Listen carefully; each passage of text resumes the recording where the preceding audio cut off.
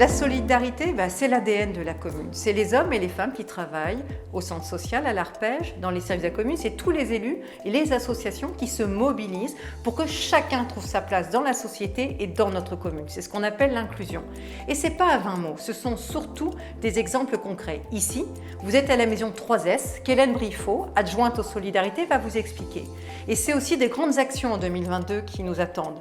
La mise en place définitive de Solicène, la maison qui accueille le Fab Lab, la ressourcerie, le garage social, le maraîchage bio et demain une légumerie autour d'associations d'insertion vers des nouveaux services pour la population. Je vous invite, quand elle sera ouverte au grand public, à vous y rendre rapidement.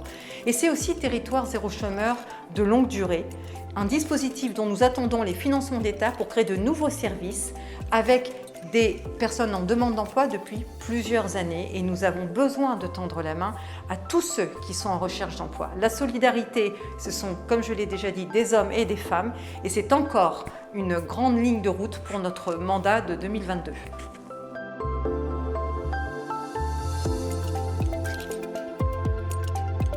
Port-Jérôme-sur-Seine, ville amie des aînés bien évidemment. Comme vous le savez, il existe de nombreux services sur la commune, comme le portage de repas, les aides à domicile, la télé-alarme, le dispositif Mona Lisa qui nous sert à lutter contre l'isolement et bien évidemment nos résidences autonomie. En 2022, c'est la maison 3S qui va voir le jour. 3S comme Solutions Services Seniors. La maison 3S, c'est dans la maison dans laquelle nous sommes aujourd'hui. C'est une vitrine d'un logement adapté qui va vous permettre de trouver des solutions pour rester à votre domicile le plus longtemps possible, dans de meilleures conditions, dans de bonnes conditions.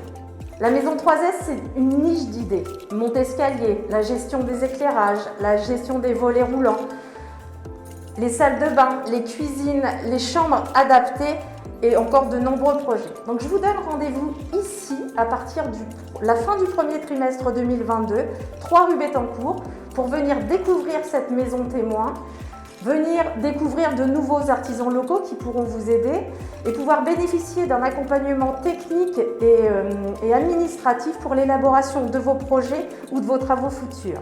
Je vous souhaite une très belle et douce année 2022 et vous dis à très vite.